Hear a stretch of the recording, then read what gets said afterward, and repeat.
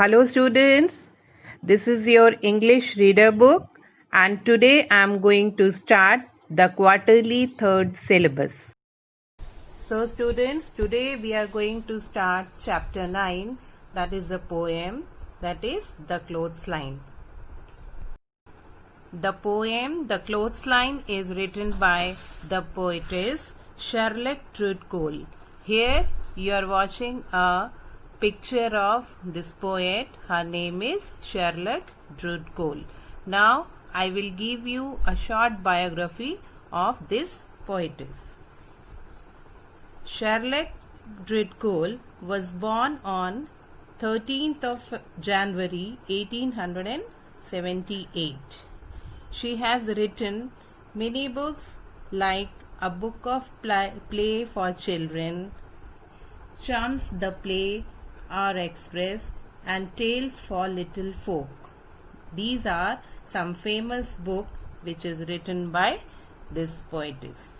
And she wrote a huge number of poetry as well as anthologies for children. So student, let us start the poem The Clothesline. First of all, we should know what is clothesline. Now, I'll show you the picture. Here in your book itself, there is a picture of a clothesline. And what is this? It is a thin rope that you hang or we hang clothes on so that they can dry. As you can see in this picture, this is a rope and where the clothes are hanging so that they can dry. Hand in hand they dance in a row, hither and thither and to and fro. Now what is this hither and thither? Hither and thither means in various directions, and to and fro means here and there. Then flip flap flop and away they go, fluttering creatures as white as snow. So in the first paragraph, the poetess is talking about the clothes hanging on the clothesline. To her, they look as if they are holding hands, standing in a row and dancing merrily. And she compares them to the white birds that fly in the sky. Now the next stanza. Like restive horses they caper and prance.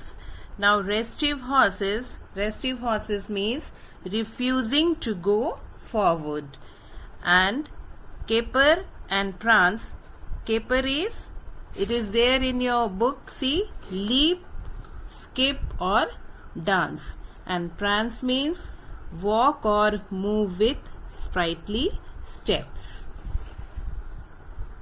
Like fairy tale witches they wildly dance, rounded in front but hollow behind. They shiver and skip in the merry March wind. Now shiver, what is this shiver? Shiver means shake slightly. Now here the poetess compares the clothes hanging on the clothesline to restless horses that are leaping and galloping with happiness. As the clothes flutter on the clothesline, they form a bowl-like shape that is round at the edges and hollow in the center. And the poetess also feels that the clothes are shivering and skipping in the wind that is very happy during the month of March. Now the third stanza.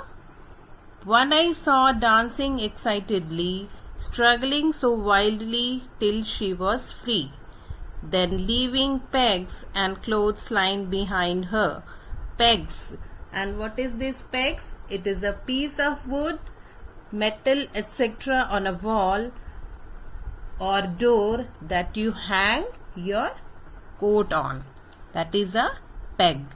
And she flew like a bird and no one can find her. Without specifically stating, the poetess says that once she saw someone dance excitedly and with great struggle, she freed herself. Then leaving the pegs and the clothesline, she flew like a bird so far that no one was able to follow her, and now no one can find her. Now the next stanza, I saw her gleam like a sail in the sun. Now what is this gleam? A gleam means a soft light that shines for a short time. Flipping and flapping and flopping for fun, nobody knows where she now can be. Now here, continuing with the suspense, the poetess compares that someone to a shining sail, and the poetess tells us that she was flipping, flapping and flopping away with happiness, and she flew away so fast that nobody knows where she went and where she could be. Thinking of the worst that could happen, the poetess wonders whether she is hiding in a ditch or may have drowned in the sea. Now the last two lines are left. That is, she was my handkerchief not long ago, but she will never come back to my pocket, I know.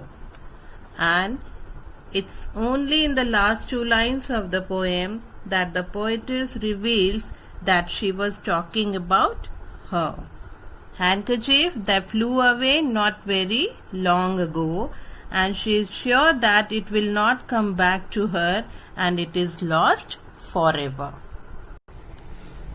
So student, I hope you all understood this poem. So you will write this in your notebook with the hard words. What the words is underlined, that you will write the meaning also, and along with that you will draw a neat picture of a clothesline. Thank you.